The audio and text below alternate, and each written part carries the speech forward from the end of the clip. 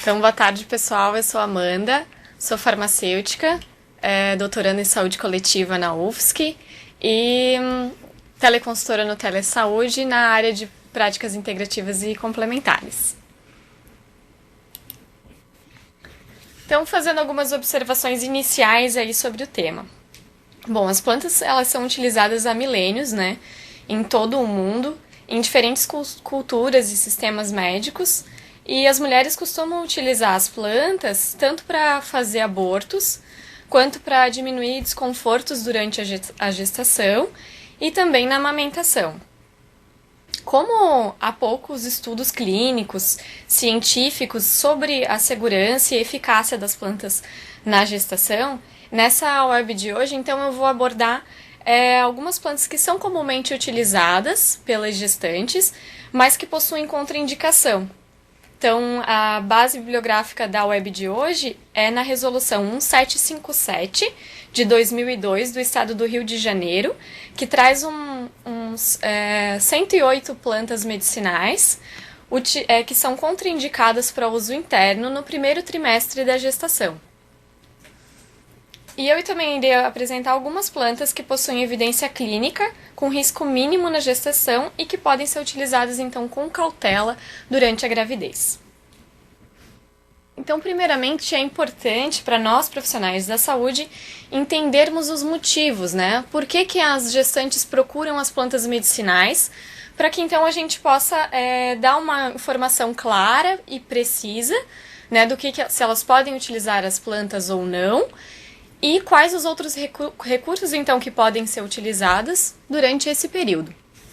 Então, as gestantes costumam utilizar as plantas por perceber e achar que as plantas não causam danos ao feto ou ao bebê. E elas utilizam principalmente para enjoos e dispepsias, problemas gástricos, dor no estômago, utilizam para ansiedade, insônia, para obstipação intestinal, para amenizar alguns sintomas de gripe e resfriado e no tratamento de infecções urinárias. Por que a gente alega, então, a não utilização de plantas medicinais? Ou por que a gente fala que tem que usar a planta medicinal com cautela na atenção básica?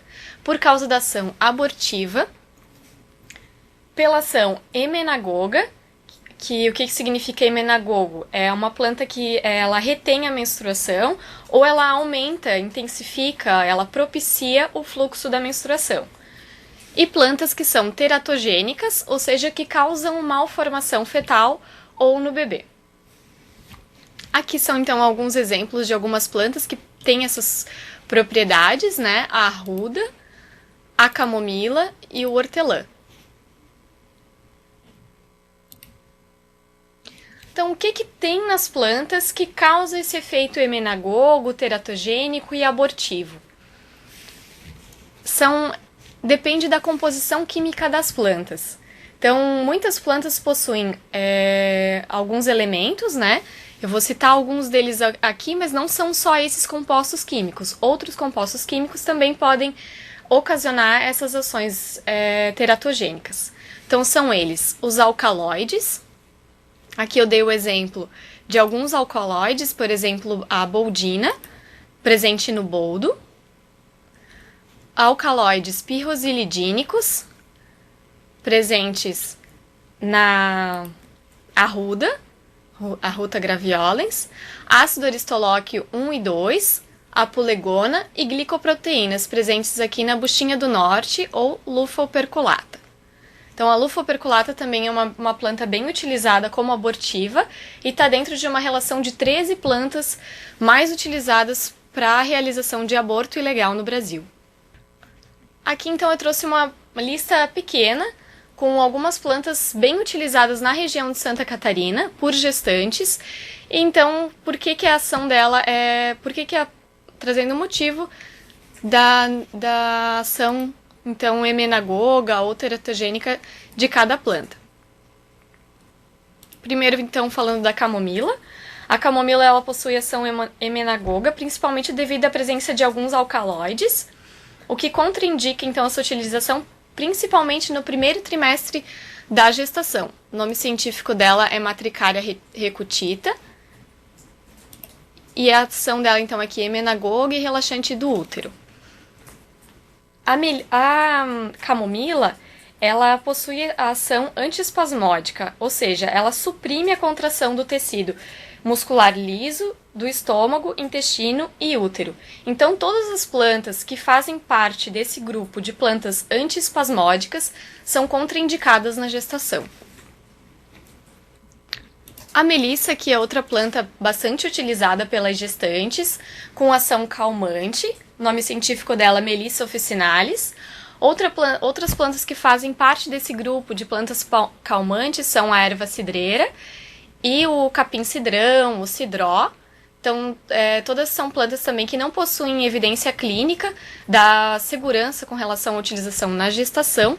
Então, pelo princípio da precaução, a gente evita estar utilizando essas plantas calmantes. E também pela ação emenagoga e de relaxamento uterino. A outra planta citada na lista é a cáscara sagrada. Faz parte também de um grupo de plantas utilizadas como laxante. A cáscara sagrada, o sene e o ruibarbo. Todas, então, são plantas contraindicadas que causam aborto, cólicas e diarreias nos lactantes. E o principal elemento químico que causa essa ação são as antraquinonas.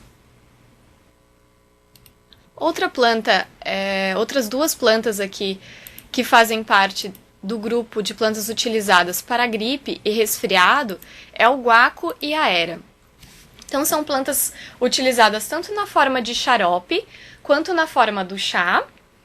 E elas também são contraindicadas na gestação. O guaco, principalmente por interferir na coagulação sanguínea, podendo causar hemorragias. E a era, o xarope de Hedera helix, que é o nome científico dela, é estimulante uterino e também abortivo. Então, cuidado principalmente com o xarope aí de era, que é bastante utilizado pela população. Outra planta utilizada, e às vezes de maneira sem que as mulheres percebam, é o chá de hibiscus. O chá de hibiscus, ele também possui ação antiespasmódica, né, e abortiva. E é um chá que ele faz parte da composição daqueles chás que vende em saquinho, comercialmente, como alimento nos mercados. Então, às vezes, você vai comprar um chá de maçã ou um chá de laranja e vai olhar a composição dentro daquele sachê e contém lá hibiscus. Então, atenção também a esses chás vendidos como alimento. O outro chá muito utilizado pelas mulheres gestantes é o chá de hortelã, por ele trazer essa sensação refrescante que muitas vezes auxilia nos enjoos. Mas também pelo princípio da precaução e por ser uma planta que possui relato de teratogenicidade, ela não é recomendada neste período.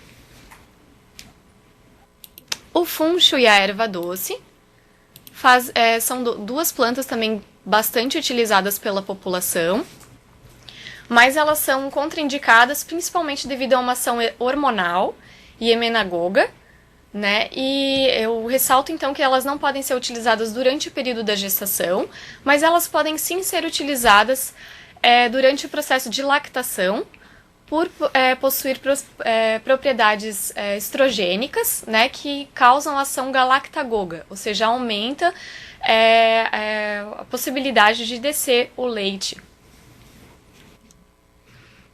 Bom, algumas plantas agora que possuem risco mínimo na gestação.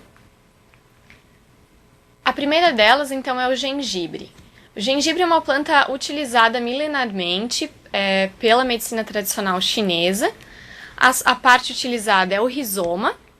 O gengibre ele pode ser utilizado durante a gestação para controle de náuseas e vômito e também para gripes e resfriados. Algumas contraindicações do uso do gengibre são com relação às mulheres que têm pressão alta, que possuem úlcera gástrica e quando estiverem próximos ao trabalho de parto devido ao potencial de inibição da agregação plaquetária. A composição química dela é amido, óleos essenciais, gingeróis e Shogaois. O principal elemento químico que traz a ação antiemética para essa planta é o gingerol. E o modo de uso dela, então, seria no máximo 1 grama ao dia do gengibre seco, por no máximo 4 dias consecutivos. E a forma de utilização dele deve ser, então, por decocção, ou seja, a fervura do gengibre, 1 grama ou 0,5 gramas em 150 ml de água, deixa ferver lá por 3 minutinhos, espera 5 minutos, coa e pode fazer o uso.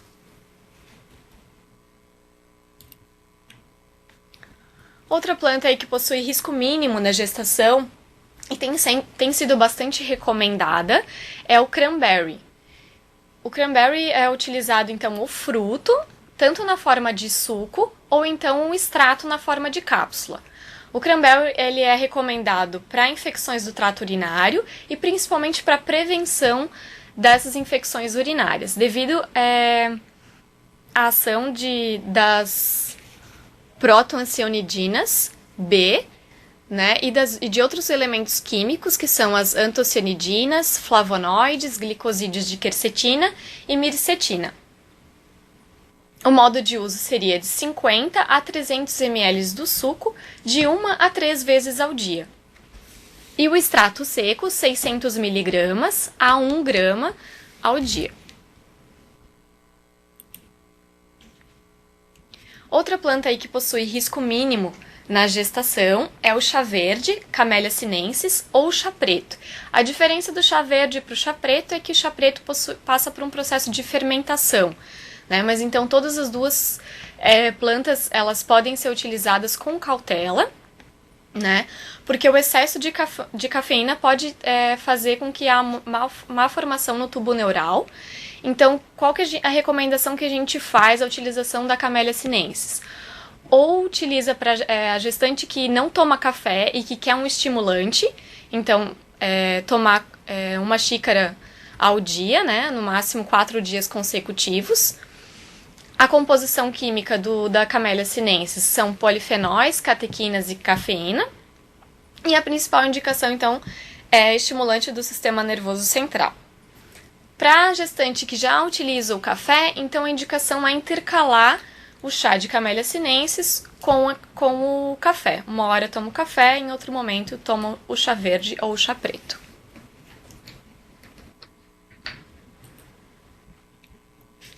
Outra planta aí, então, que possui risco mínimo na gestação, pode ser utilizada durante todo o período da gestação, sem nenhum risco relatado na literatura, é a ameixa seca.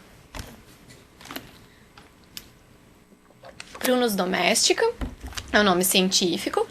A parte utilizada, então, é o fruto e recomenda-se a utilização da ameixa para prisão de ventre como laxante. No caso, também substituindo aí a utilização da cáscara sagrada e do sêmen. Lembrando que a utilização da ameixa deve ser feita dentro de uma alimentação à base de fibras, frutas, legumes e bastante ingesta hídrica, né? Tomar bastante água. A composição química da ameixa são carboidratos, proteínas, vitaminas, compostos fenólicos e carotenoides. O modo de uso dela, então, é comer uma fruta seca antes das principais refeições, 30 minutos antes, ou então fazer a maceração de 3 frutas em um copo d'água e deixar do dia para a noite. E no dia seguinte, então, toma aquela fruta macerada com a água em jejum. Eu vou abordar agora, então, 2 outras plantas que podem ser utilizadas para uso externo pela gestante. Lembrando dessa observação, que a calêndula, né, a primeira planta que eu vou estar trabalhando, ela não pode ser utilizada durante a gestação por uso interno, devido ao efeito uterotônico, abortivo e emenagogo dessa planta. Mas a infusão para uso tópico pode ser recomendada com segurança para infecções vaginais e dermatites. Qual que é a forma que eu posso estar utilizando a calêndula? Então, ou eu posso fazer um banho de assento ou fazer compressa com o chá. No modo de uso aqui que eu coloquei para vocês, então, é fazer um banho de assento 3 vezes ao dia. Eu coloco 250 ml da tintura em 1 litro de água e faço 2 banhos de assento ao dia, para infecções vaginais como cândida. Outra planta interessante para cicatrização e para queimaduras é a babosa. Então, ela pode ser utilizada também com segurança somente para uso externo. Não é recomendada a utilização da babosa para uso interno devido à presença de antraquinonas, que possuem ação laxante, assim como o sene e a cáscara sagrada.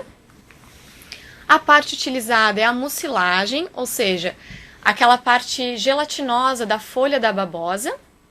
E esse gel, então, ele pode ser indicado para dermatite de contato irritativa, para psoríase é bem recomendado, e para queimaduras, então, de primeiro grau.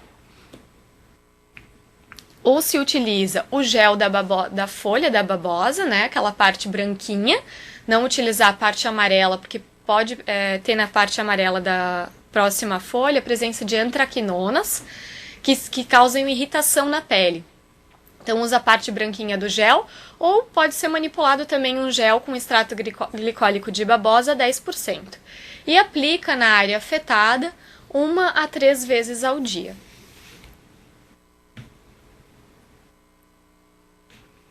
Aqui eu trouxe, então, uma planta utilizada no trabalho de parto, né, que possui nível de evidência 1A. Não há relatos de risco com a utilização dessa planta, que são as folhas da framboesa, Rubus ideus.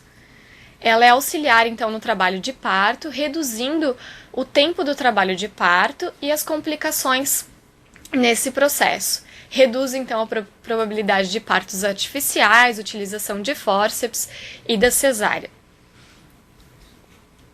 Aqui o modo de uso dela, então, é infusão das folhas da framboesa por no máximo 1,2 gramas ao dia e somente a partir da 32ª semana de gestação.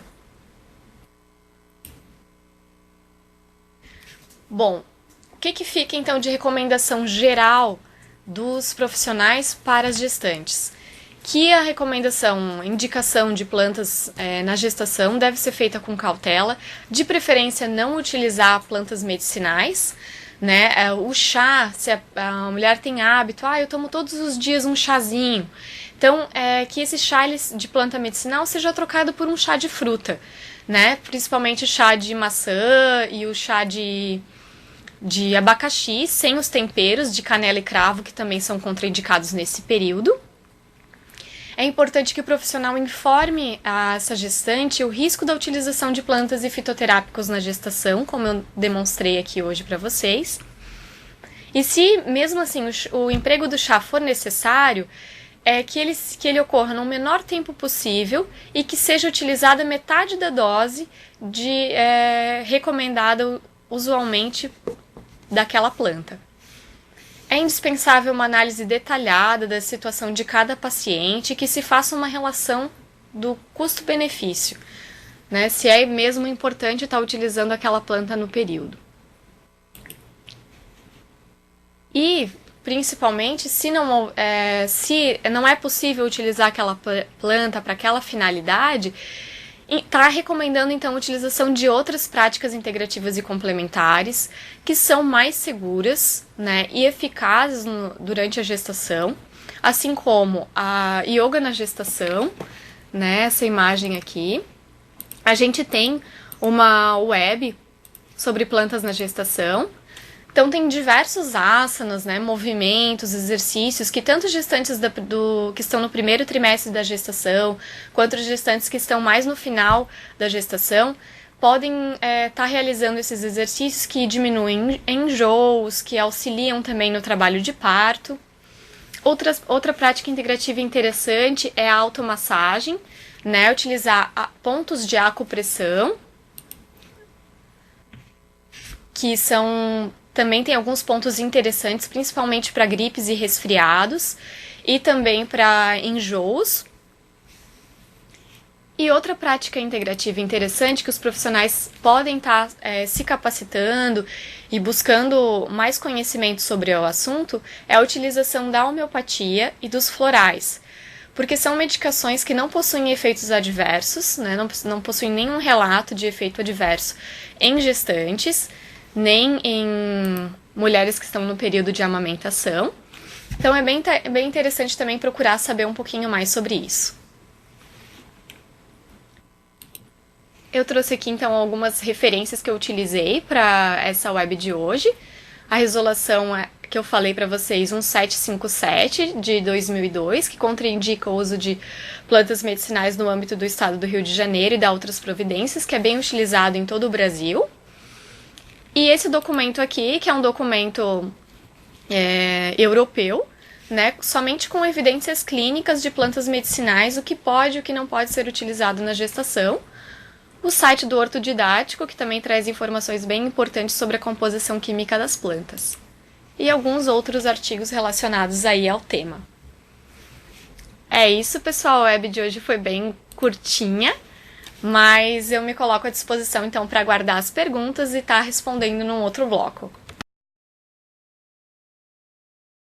Então vamos lá, essa pergunta é do pessoal de Presidente Castelo Branco e eles perguntam: se não tiver a tintura da calêndula, pode-se utilizar a planta in natura? E querem saber quantidades. Certo. Pode sim. Então, pessoal, não sei se é a Leila que tá aí, quem que tá de Presidente Castelo Branco, mas pode utilizar sim. E daí a quantidade recomendada é de 2 colheres de sopa da inflorescência, das flores de calêndula, para 250 ml de água.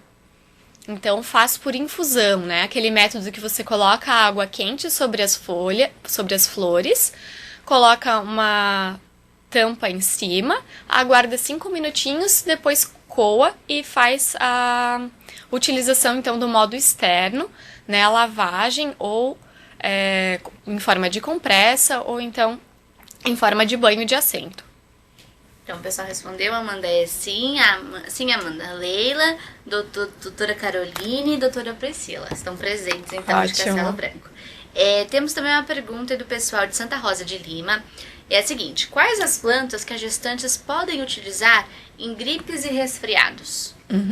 Então, como eu falei ali pra vocês, gente, a planta mais recomendada aí para gripes e resfriados é o gengibre, né, que ele pode ser utilizado então na forma de decocção, gengibre seco, no máximo 1 grama por dia, e daí pode então estar realizando o chazinho e tomando uma vez ao dia. Certo. O pessoal de Coronel Freitas agradecendo, dizendo que adorou a palestra, assim como o pessoal de Orleans, também falando que a palestra foi bastante interessante. Tem mais um pessoal aí digitando. Vamos ver quais dúvidas vão surgir, né? Se quiseres complementar alguma fala tua, Amanda, fica à vontade também, enquanto a gente aguarda as perguntas. Certo. Então, pessoal, esse tema é bastante controverso e polêmico, né? Existem várias pesquisas científicas sobre o assunto. Muitas delas se contradizem, né? Alguns estudos falam que é favorável, que não tem risco. Então, outros estudos que trazem, não, essa planta tem risco, não pode ser utilizada. Então, por isso que a gente tem que ter o bom senso e a precaução, né? Planta medicinal não é brinquedo, né? Também é um medicamento, sim. Então, é interessante que a gente faça outras utilizações de outras práticas integrativas e complementares que são utilizadas aí com mais segurança, como eu falei para vocês, prática de yoga, acupuntura, né, a acupressão, que você pode aprender mesmo, e a própria gestante pode estar apertando nos pontos.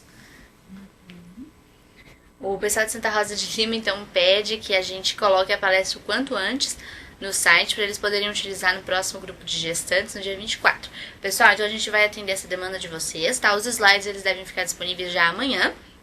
Mas a web editada, ela normalmente demora um pouquinho, mas nós vamos tentar aí adiantar o máximo possível, tá? Para que vocês possam, sim, então, utilizar no dia 24, tá? Já vou anotar aqui para vocês essa demanda de vocês, tá bom? Nada, imagina. O pessoal, Amanda, de Bela Vista do Toldo, pergunta qual planta que pode ser utilizada para enjoo. Para enjoo também o gengibre, pessoal. Não sei se eu deixei claro ali na apresentação, mas o gengibre ele também pode ser utilizado tanto para resfriados quanto para enjoo. Outras coisas que são interessantes a gestante saber nesse processo de enjoo. Então, tomar água gelada também ajuda nesse processo e tá fazendo o consumo de frutas cítricas, né? Laranja, muitas gestantes também relatam que há diminuição do enjoo com o consumo de frutas cítricas e então o chazinho do gengibre, como eu falei para vocês, o gengibre seco, fazendo decocção no máximo 1 grama por dia. Vamos lá, o pessoal de saudades então faz um comentário, né? Esse assunto sempre é espetacular. A nossa dificuldade quanto ao uso dos chás é que às vezes o paciente deixa de usar o seu medicamento e fica somente no fitoterápico. E também as dosagens, os pacientes não usam as doses recomendadas, não surte efeito. A minha dúvida é, quanto à prescrição, o enfermeiro pode prescrever? Temos protocolo, mas não ainda para os fitoterápicos. Então, gente, sobre prescrição de fitoterápicos, tem uma web específica para isso, falando da posição profissional de cada um, né? Falando do médico, do enfermeiro, do farmacêutico, quem pode e quem não pode prescrever planta medicinal na unidade básica de saúde. Então, eu vou recomendar vocês assistirem essa web. Com certeza. Para assistir a web, né, pessoal, como eu tinha comentado antes, vocês entram no nosso portal, vão ali no acervo e procuram. Amanda, tu lembra quem que fez essa web? A Gisele. A Gisele. Foi a Gisele. Então vocês podem digitar o nome da Gisele, digita Gisele, vai aparecer todas as webs que a Gisele fez. E daí vocês procuram a que vocês estão. Isso. Então, o nome tá como prescrição de fitoterápicos, tá? Podem também Ou digitar o medicinais. título da web, vocês também Isso. encontram, tá? O pessoal de Orleans, então, falando que sobre a água gelada é verdade, experiência própria. Vamos ver. O pessoal de Timbó. E quanto ao uso da canela em pó na alimentação e em preparações? Tem algum problema? Então, a canela também ela é um tanto quanto perigosa, né? Possui bastante ação hemorrágica, então não é indicado estar colocando o pó da canela. Geralmente as pessoas colocam banana amassada e daí o pó da canela em cima, né? Não é recomendado nem na forma de tempero, assim, dessa maneira na alimentação, né? O ideal é restringir o uso da canela, principalmente nos 3 primeiros meses da gestação. E se for comer algum alimento, então que seja colocado menos da metade da canela sobre o alimento. Certo.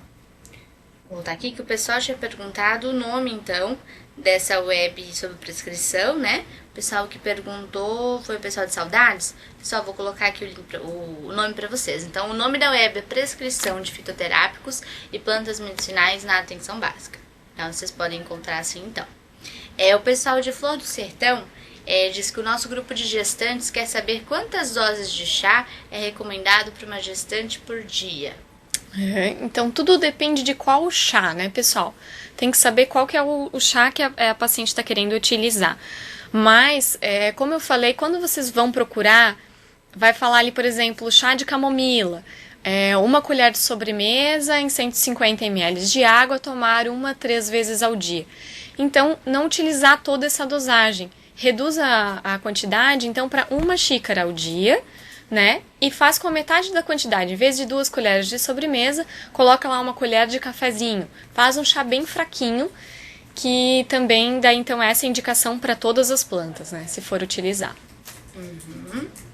Vamos ver. O pessoal, então, de Santa Rosa de Lima pergunta se pode tomar chimarrão na gestação.